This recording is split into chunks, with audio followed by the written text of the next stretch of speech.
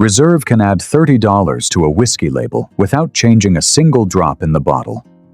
Bottled-in bond costs a distillery 4 years, federal supervision, and a locked 100 proof to earn. That is the difference between marketing language and a real production commitment. No age statement on an American whiskey. This one requires understanding a specific regulatory gap. And once you understand it, you will read every unlabeled bottle differently. Under TTB regulations, an age statement is required on a United States whiskey label only if the whiskey is less than 4 years old. If the whiskey is 4 years old or older, the age statement is optional. The producer can include it or omit it. Here is what that means in practice. When you pick up a bourbon with no age statement, you cannot tell from the label whether it is 4 years old, 12 years old, or 20 years old. The absence of a number tells you only one thing with certainty. The whiskey is at least 4 years old. Beyond that, the label is silent.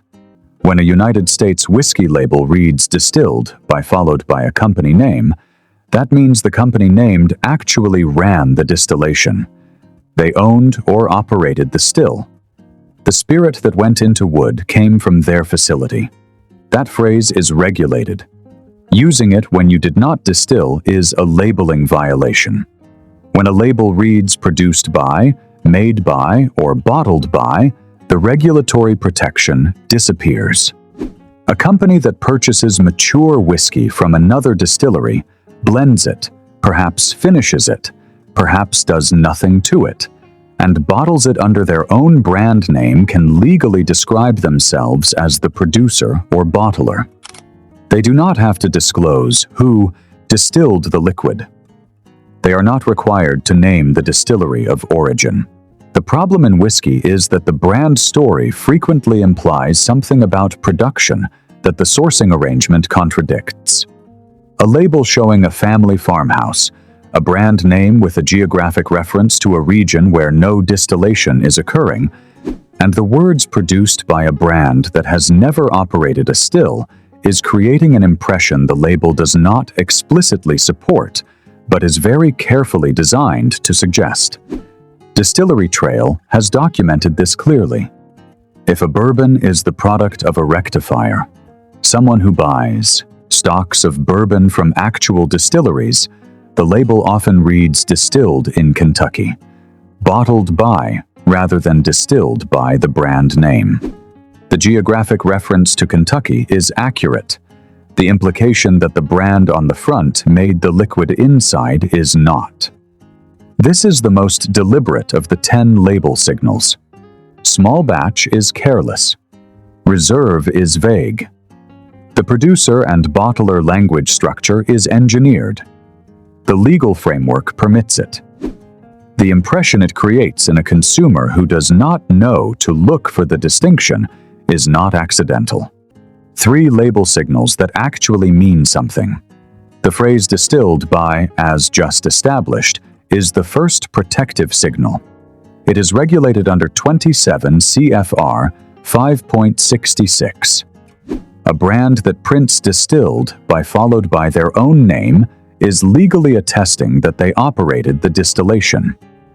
You know where the spirit came from. You know a production entity stands behind the liquid, not just the label. This does not guarantee great whiskey.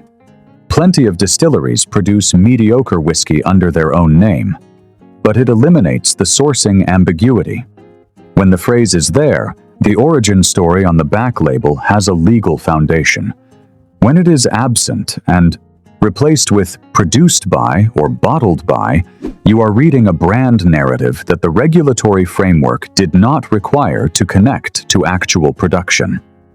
For bottles in the $30 to $80 range, the difference between distilled by and produced by can represent an enormous gap in what you are actually paying for. In a world where sourced whiskey from a major commodity distillery can be purchased, labeled, and sold with a premium story attached, the 2 words distilled by are the closest thing to a guarantee of origin that the American label system provides. Plant that in your memory before every purchase decision. Age statements, when they appear voluntarily on an American whiskey, are a signal worth reading carefully because the producer chose to include information the regulations do not require for whiskey older than 4 years. That choice reflects something. TTB regulations state that age may be understated on a label, but may not be overstated. For a straight whiskey aged 59 months, the age may not be listed as 5 years. The statement must be accurate in the direction of the truth. A distillery printing a 12-year age statement on a bourbon is making a legally binding commitment that every barrel in that bottle spent at least 12 years in charred new oak. That commitment is not cheap to make because it requires holding inventory for 12 years, tying up warehouse space and capital for over a decade. For Scotch whiskey, the protection is even more explicit. The Scotch Whisky Association regulations require that any age statement expressed as a number must reflect the age of the youngest whiskey in the bottle. A blended Scotch with a 12-year statement contains at least some whiskey that is exactly 12 years old. The regulation does not allow a 40-year whiskey to carry a 12-year statement upward. It requires the youngest component to define the number. This is the Scotch label system working as it should. Compare that to the American label system's use of the same space for the word reserve, which requires nothing, and the contrast is striking. Bottles with genuine age statements in the $40 to $100 range tend to represent cleaner value comparisons than bottles without them. When two bourbons sit side by side, and one carries a 10-year statement and the other carries no age statement, you know something specific about one of them. You know it was held in wood for at least a decade. You know the distillery made that commitment and is attesting to it on the label. That is information the no age statement bottle, regardless of its marketing language, cannot match. Now, bottled in bond. This is the entry I feel most strongly about in this entire video. Not because bottled in bond whiskeys are automatically the best whiskeys, but because the term is the single most regulated, most specific, most verifiable label designation in American whiskey. Everything else on this list is a variable. This is a constant. The Bottled in Bond Act of 1897 set the standard. It still governs what can carry those words today under TTB regulations 27 CFR 5.22. To label a whiskey bottled in bond or bonded, the spirit must meet every one of the following conditions. It must be the product of one distillation season, meaning spring or fall, at one distillery by one distiller. It must be aged in a federally bonded warehouse under government supervision. It must be aged for a minimum of 4 years. It must be bottled at exactly 100 proof, which is 50% ABV. That is 4 specific auditable conditions, not marketing decisions, not brand choices, regulatory requirements with teeth.